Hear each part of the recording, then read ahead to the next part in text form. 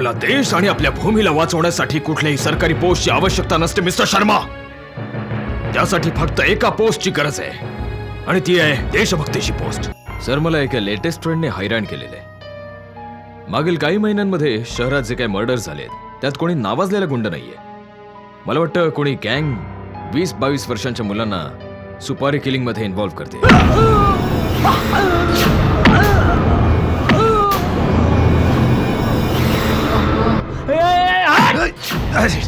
सूरज शिवाय दुसरा मुलगा होता ना, काय नाव त्याचं नाव अनुज आहे भाई. मारून टाक त्याला. सर, या 5 किलोमीटरच्या रेडियसमध्ये मटणाची 8 दुकानं आहेत आणि याच दुकानामधल्या कोण्या एका व्यक्तीने शुक्लाजींना मारलाय. काय झालं तुला साहिल? आत्ता पोलीस आले होते भाई, तुमच्या बाबतीत विचारत होते. साहेब ते मुन्ना मुन्ना नाव आहे याचं. जितक्या लवकर होऊ शकेल याला.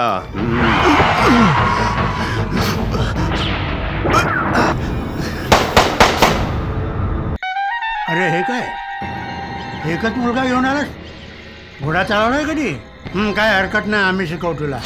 हे बघा, मी महाराजच्या पिसेवरून बोलतोय. इथे काही माणसाने एका मुलाला मारून फेकलंय. तुम्ही लोक इथे येऊन त्याला हॉस्पिटलमध्ये घेऊन जा. कर्नल चौहानचा मुलगा अनुज चौहान असा डोळे बंद करून कसा काय पडू शकतो? उठ उठ, डोळे उघड. काय दुश्मनी होती कोणाची अनुज सोबत? बघितली त्याची हालत, तुम्ही बघितली त्याची हालत. तू या स्केचला व्यवस्थित बघ आणि सांग की ज्या लोकांनी तुझ्याबरोबर मारामारी केली त्यांच्यात हा माणूस होता की नाही.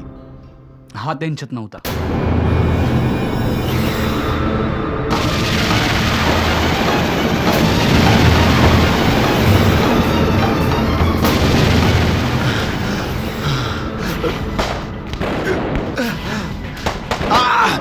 अरे पळा.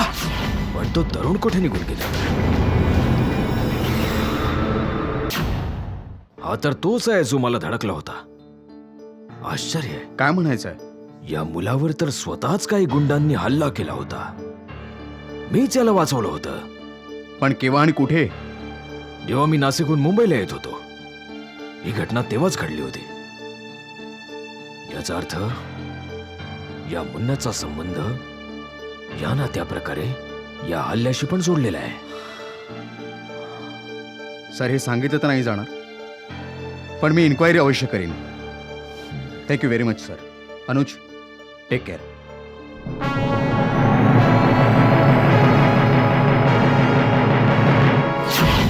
आपल्याला बघायचं की या खुनांमध्ये एकाहून जास्त ग्रुप्स इन्व्हॉल्व्ह आहेत की नाही. सर, हे सगळेच्या सगळे खून एकाच प्रकारे केले गेले. मला तर वाटतं की हे फक्त एकाच गँगचं काम आहे.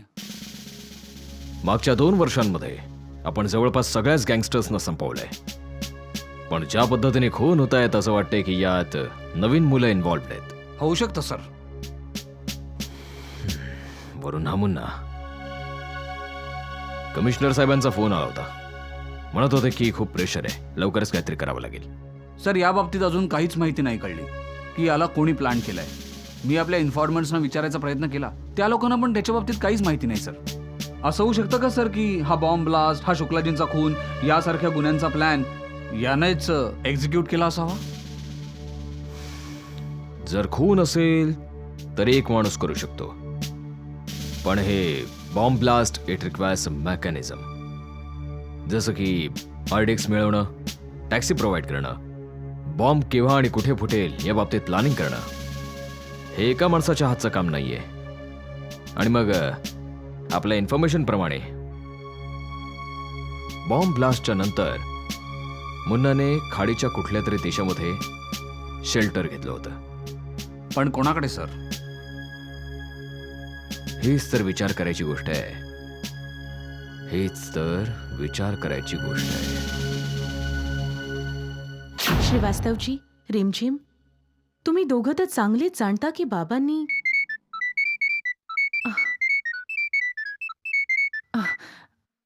हॅलो. आपण सिडी बोलतोय मॅडम. आपल्याला तुमच्याशी काही जरुरी बोलायचंय. एक मिनिट. मी तुम्हा दोघांशी नंतर बोलीन. मला एक इम्पॉर्टंट कॉल आहे. थँक्यू.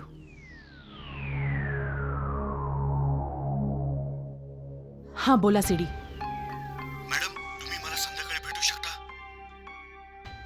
हो, भेटू शकते. केव्हा, कुठे? काय मॅडम, तसं मी तुमच्या ऑफिसमध्ये पण आलो असतो, पण काय की मला कोणाची ऑफिसमध्ये जायला आवडत नाही. तुम्ही एक काम करा, संध्याकाळी आपल्याला भायखळा स्टेशन जवळ इराणी हॉटेलमध्ये भेटा. भायखळा स्टेशनजवळ इराणी हॉटेलात? ठीक आहे, मी पोचते तिथे. किती वाजता? संध्याकाळी 7 वाजता चालेल? हो चालेल, पण मी तुम्हाला ओळखणार कशी? काय ना मॅडम की आपण या एरियाचा बादशाह आहे. कोणाला विचारलं ना तर तो आपल्यापाशी आणून सोडेल. बाकी आपण तर तुम्हाला ओळखतोच ना. एक काम करा मॅडम, जरा सांभाळून या, कोणी पाठलाग करू शकतं. माझा कोण पाठलाग करणार? काय माहित नाही मॅडम, रिस्क नाही घ्यायची. हा ओके, 7 वाजता भेटते. हा हा हा. मॅडम आपल्याला जर काही प्रॉब्लेम वाटलाच तर आपण तुम्हाला 5 वाजता फोन करणार. ठीक आहे. मी तर म्हणतो अनुज, एकदा त्या सगळ्यांची नावं सांग, पकडून पकडून मारू साल्यांना. Shut up Suraj, you guys ना, तुम्हा लोकांना मारामारीशिवाय आणखी काही येत नाही का? हो, आम्ही तर मंदिरातली घंटे आहोत. सगळे लोक वाजवतील, आम्ही वाजत राहू. You know, we have to give it back to them. नाहीतर ते आपल्या डोक्यावर चढून डान्स करतील. Cool it guys. आधी हे तर कळू द्या, हल्ला करणारे होते कोण? ते तर आपल्याला अनुजच सांगू शकेल. माहित नाही यार कोण होते. म्हणजे असं की मी त्यांना यापूर्वी कधीच नव्हतं पाहिलं. मला वाटतं ते नक्कीच दिवाकरची माणसं असतील. पॉसिबल आहे.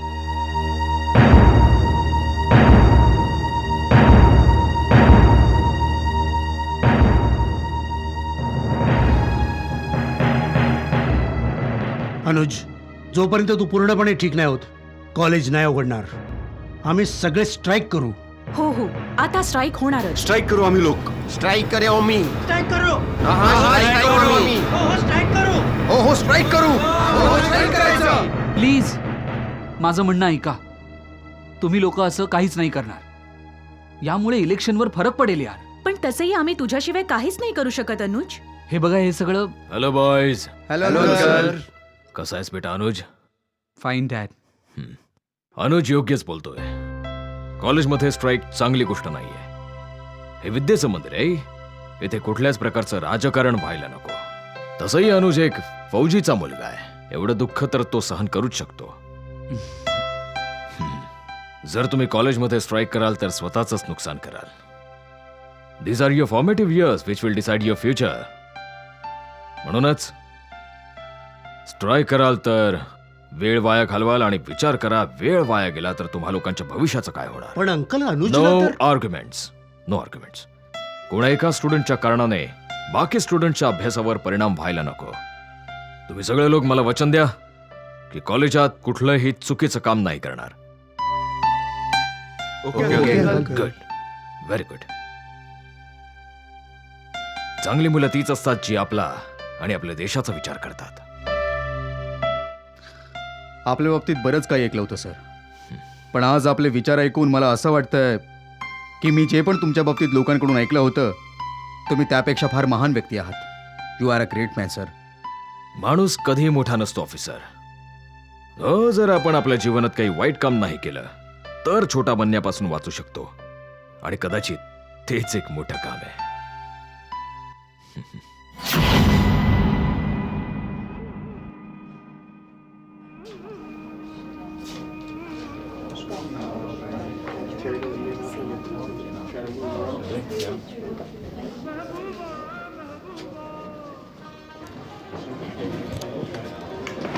Yes ma'am.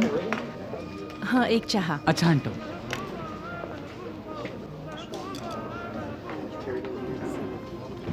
काय चिंचपुकली?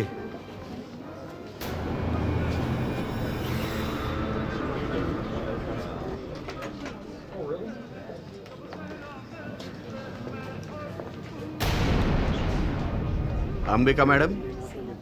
हां, आपण सीडी बोलतो. चरणदास. बसा. काय आहे की आपल्या ओळखीचे खूप आहेत ना इथे. काही हरकत नाही. काय पटला, कसा आहेस? हा ठीक आहे भाई. भाई? अरे तुझ्या भाईला ढई आणि तुला 3.5. जा जा आपल्यासाठी चहा घेऊन ये. हा बाई. काय की आपण बालपणापासून जेवण इथेच झालो ना. हे सगळे आपल्या फॅमिली सारखे आहेत. ते तर दिसतेच आहे. अच्छा सीडी, मला एक गोष्ट विचारायची होती. तुम्ही बाबांना कधीपासून ओळखायचात?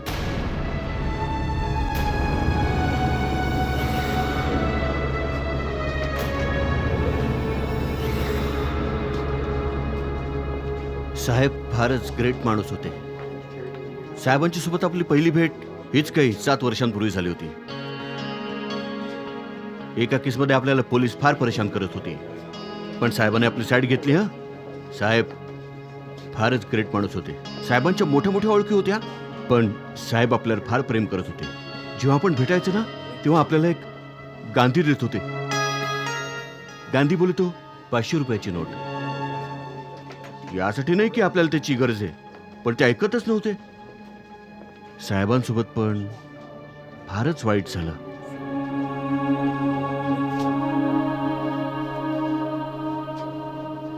सीडी,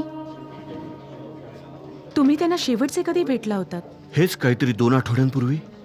साहेब सांगत होते काहीतरी मोठं होणार आहे. आणखी काय बोलले होते बाबा? बाकी तर काहीच नाही. बोलत होते काही मोठ्या विकेट्स पडणार आहेत.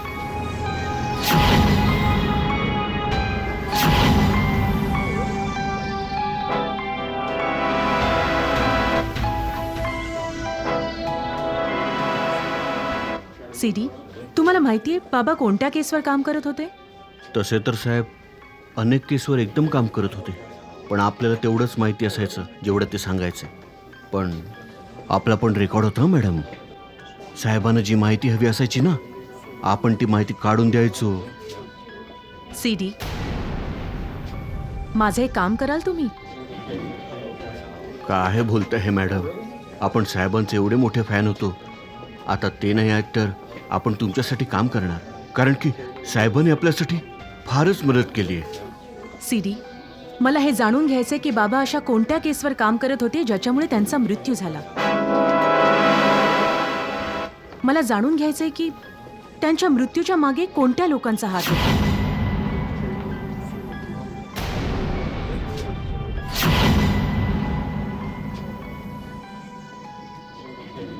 मॅडम, तसं तर फार कठीण आहे, पण आपण प्रयत्न करणार माहिती काढायचा. तुम्हाला या बाबतीत कळल्याबरोबरच मला ताबडतोब माहिती द्या. नक्की करेन मॅडम. पण काय की तुम्ही पण आपली थोडी काळजी घ्या, थोड्या सावध राहा, कारण या लाईनीत कोण कधी कोणाचं दुश्मन बनेल माहिती नाही पडत. ठीक आहे, मी काळजी घेईन. आता मी निघते. ठीक आहे.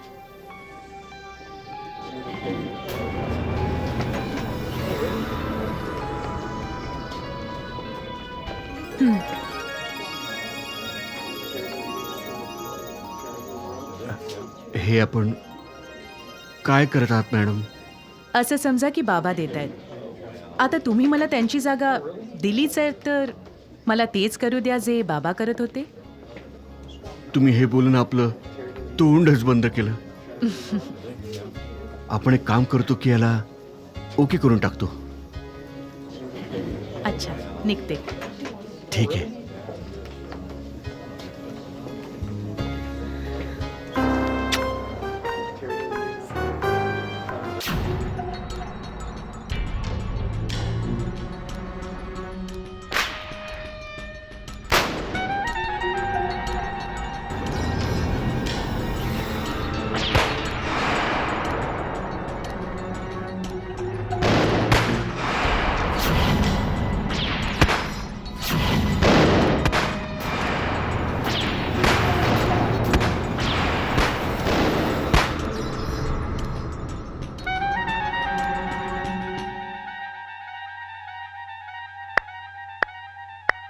वाह,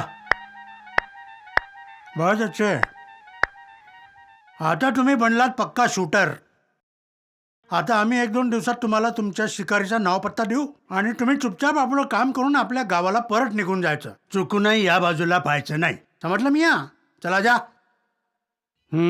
अरे भाई, तो कादर तुम्हाला भेटायला आलाय. कादर इथे का आलाय?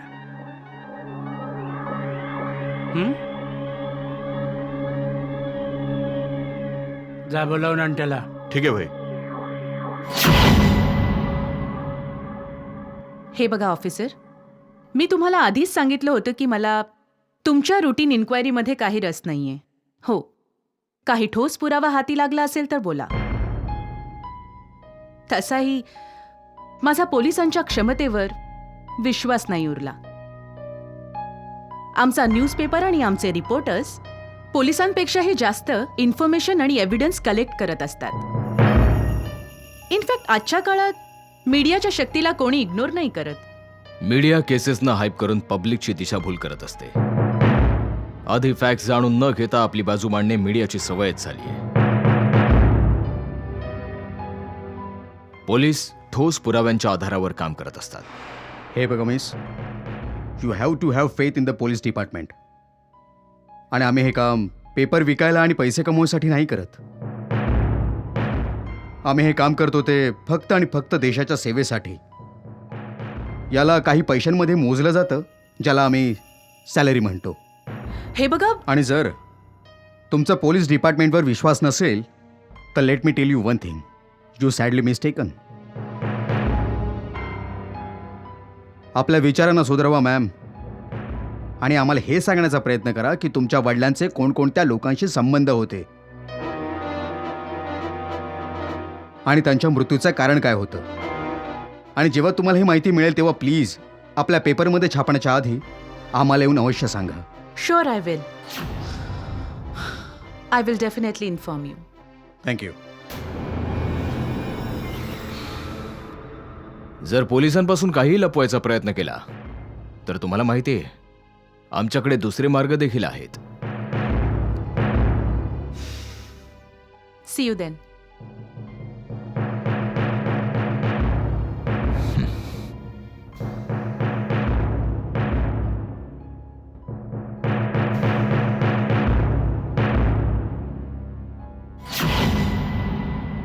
या.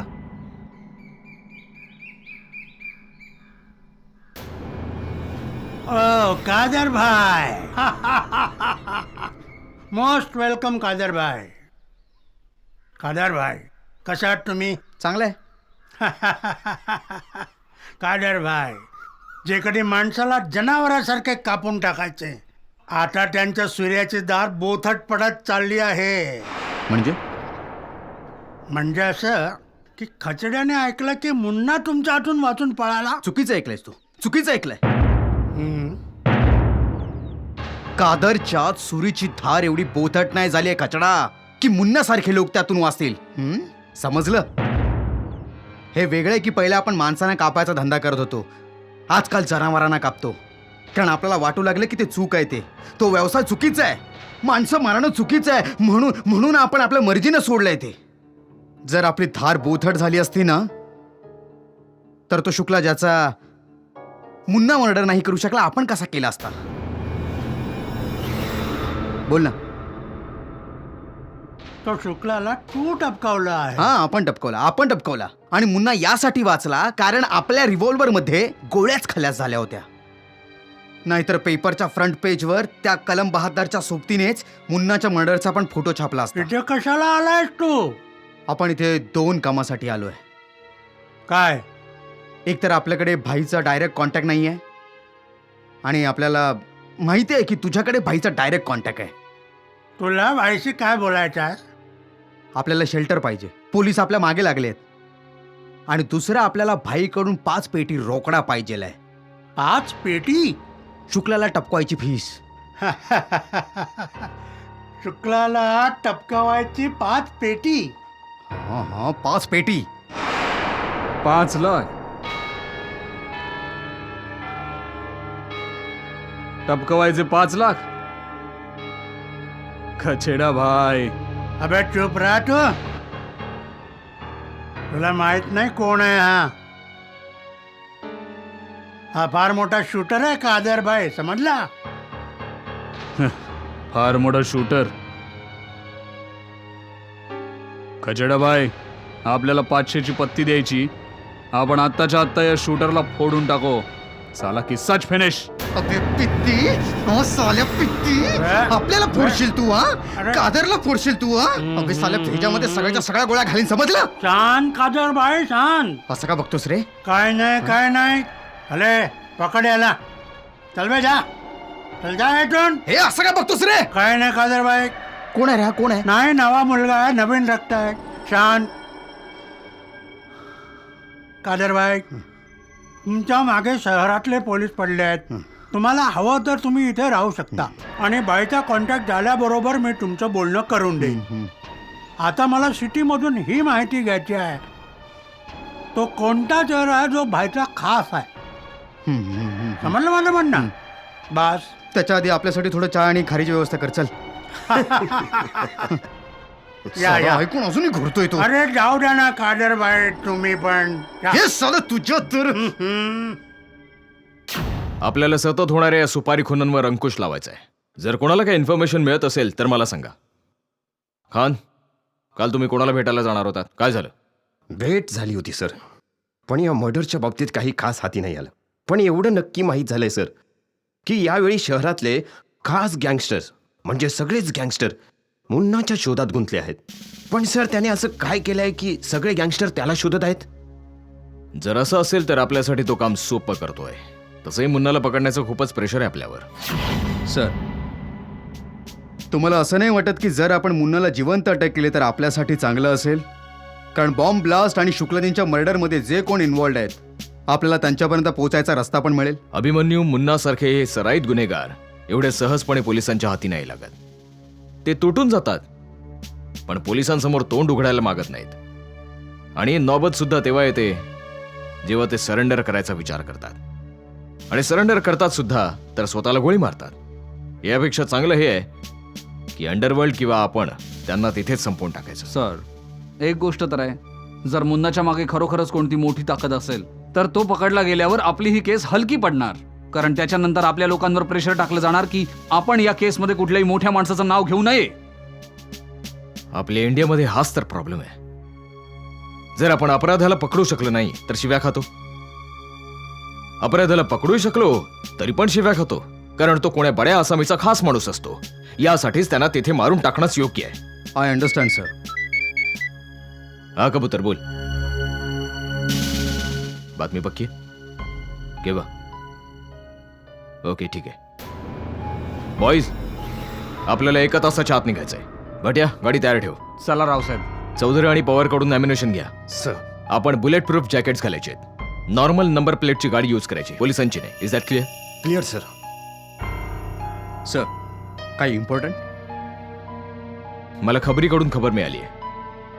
आज एका ज्वेलरचा मर्डर होणार आहे. त्याला एका धंदेवालीने सांगितलं. त्या धंदेवालीकडे 2 मुलं आली होती, नशेत होती. म्हणत होते लायन ज्वेलर्सचे मालक राजेश मीनावालाचा खून करणार आहेत. Oh my God. पण सर, तुम्ही ही गोष्ट बाकी लोकांना का नाही सांगितली? In this profession we can never trust anybody. जरी मला सगळ्यांवर भरोसा आहे, मला माहिती आहे ते आपलं काम चांगल्या पद्धतीने करतात, तरी आपल्या प्रोफेशनचा नियम आहे, माहिती आपण नीड टू नो बेसिसवरच देतो. Right sir. आणि ही माहिती मी तुला यासाठी दिली की हे तुझं फर्स्ट फील्ड मिशन आहे आणि मला आशा आहे तू या रूल्सना फॉलो करशील. I will do sir. So hurry up and don't tell anybody. Okay sir.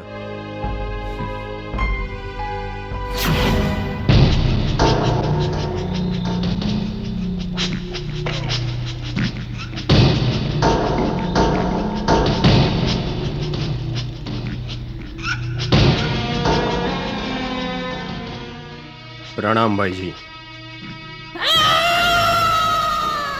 बिगलोरी, जी भाईजी. शुक्ला तर मेलाय, पण मला माहित नाही की त्याने आमच्या विरुद्ध काय काय पुरावे गोळा केले होते. पण आमच्या बातमीच्या आधारावर त्याने खूप काय काय सामान एकत्र केलं होतं.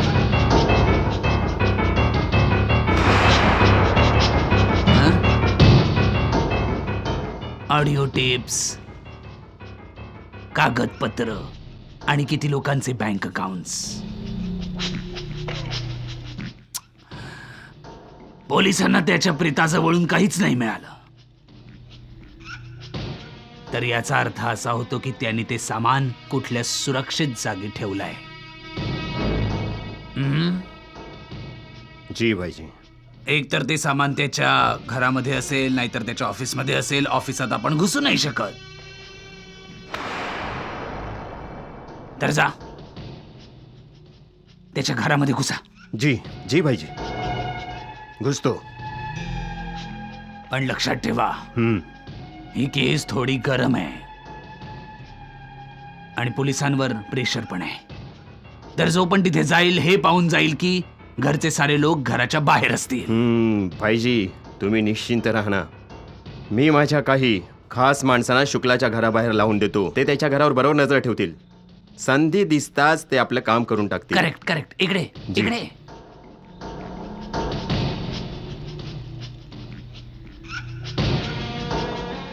हा, स्कोर काय झालाय? स्कोर त्याचं काय की हिंदुस्थान पाकिस्तानची मॅच आहे ना, तर जिंकणं जरुरी आहे आपल्याला.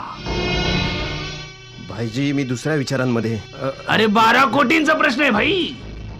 भाईजी मी माहिती नाही घेतली. करतो. मामू इकडे इकडे.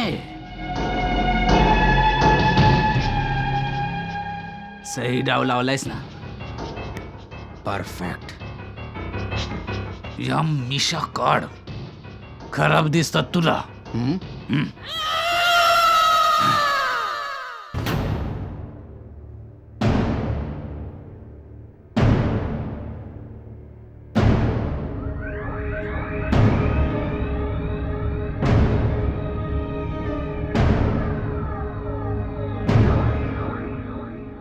हे समोरचे अनमोल ज्वेलर्स आहे, त्याचे मालक राजेश मीनावालाला मारण्यासाठी 1 वाजता 2 मुलं येतील. दोघे 20-21 वर्षांचे आहेत. जसं लक्षात येईल इशारा करायचा आहे. भाटिया तू समोरच्या बिल्डिंगमध्ये जा. Okay sir. मी आणि अभिमन्यू गाडीमध्येच राहू. पाटील तू समोर एंट्रन्सवर जाऊन उभा राहा. आणि डिमेलो जसा मी इशारा करेन ग्राहक बनून अनमोल ज्वेलर्समध्ये जा. लक्षात ठेवा कोणाला संशय नको यायला.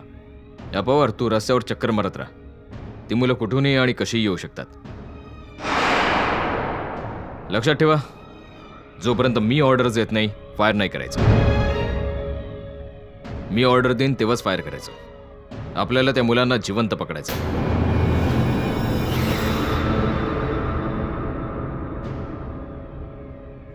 आता 1 वाजायला 20 मिनिटं बाकी आहेत. Take your positions.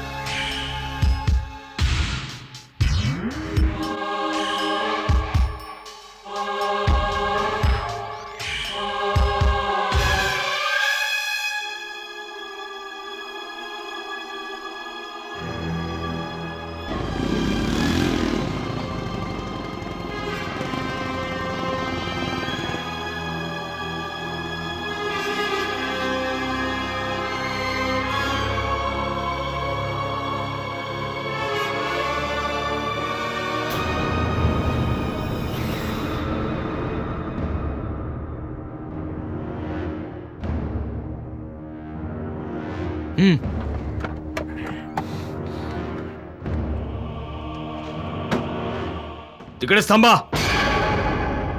जिकडे आहात तिकडेच थांबा.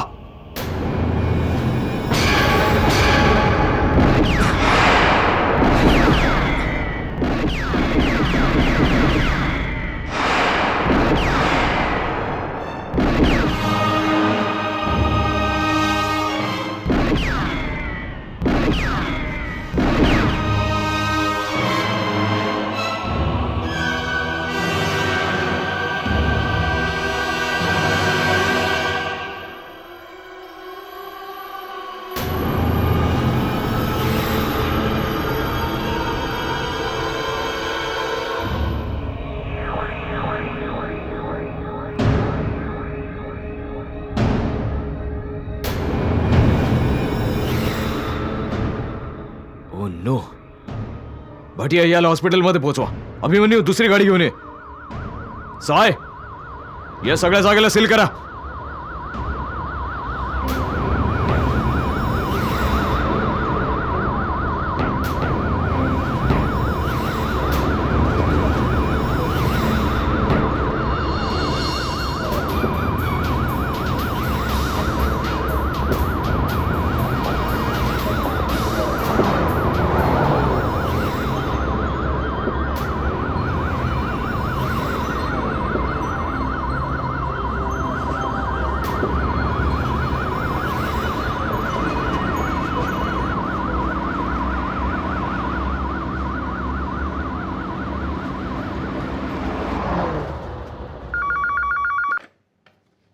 अंबिका य कुठे? कधी? किती? 20-22 वर्षांची? Oh no. डीसीपी आदित्य? हो, त्यांचा नंबर आहे माझ्यापाशी. ठीक आहे.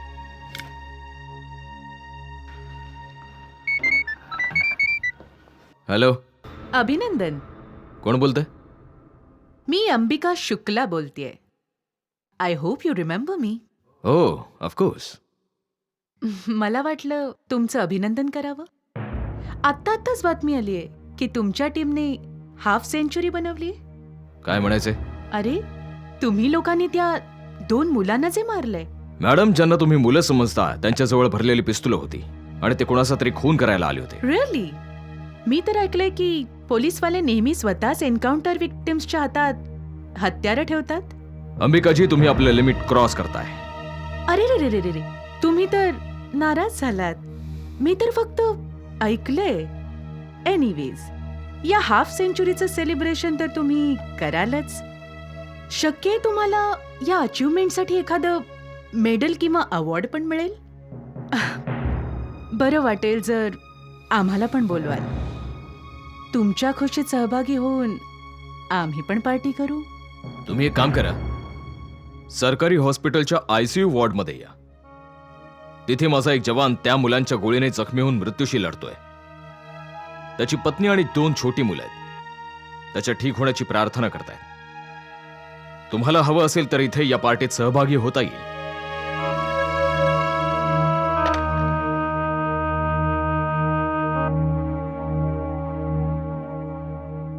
काय झालं सर?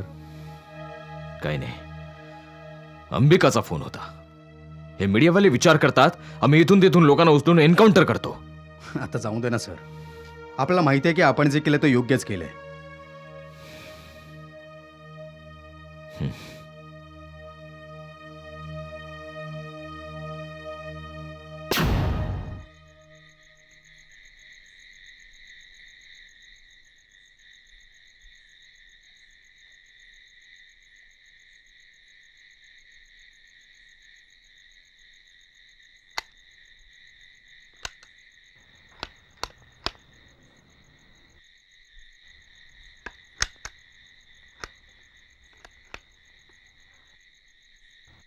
या कादर भाई या.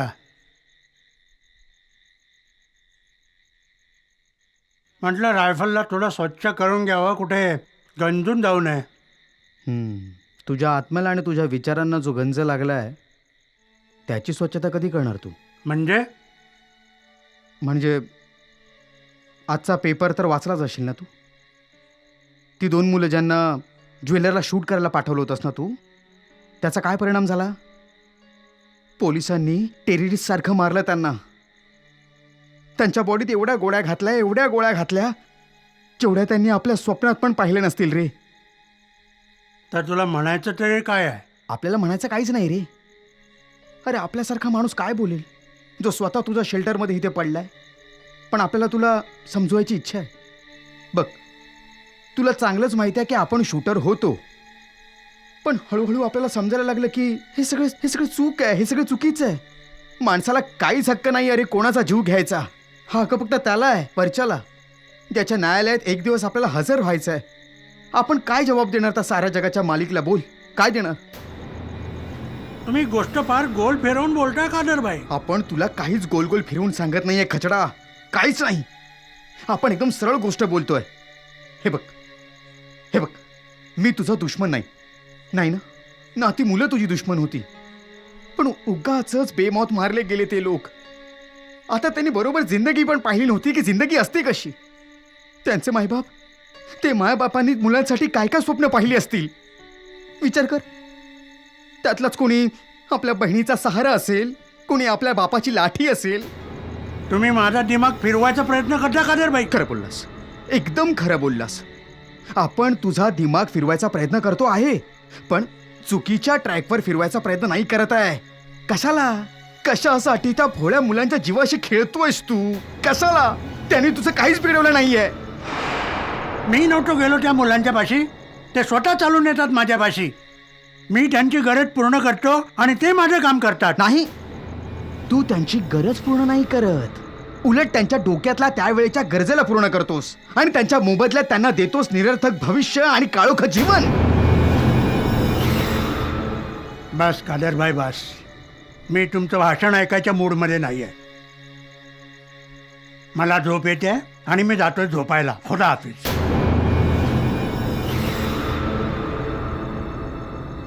त्या भोळ्या मुलांना मृत्यूशय्येवर झोपवल्यावर हा स्वतः शांतपणे झोपायला चाललाय. नाही झोपू शकणार, नाही झोपू शकणार.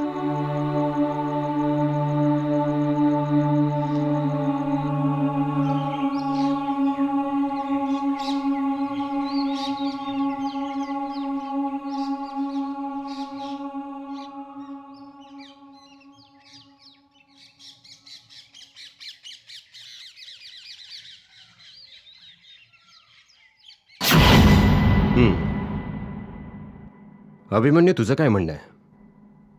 Do you have another angle to it? होय सर. सर, मी मुन्नाच्या केसला चांगल्या पद्धतीने स्टडी केलंय सर. आणि या बॉम्ब ब्लास्टच्या आधी मुन्नाचा कोणताच क्रिमिनल रेकॉर्ड नाही आहे सर.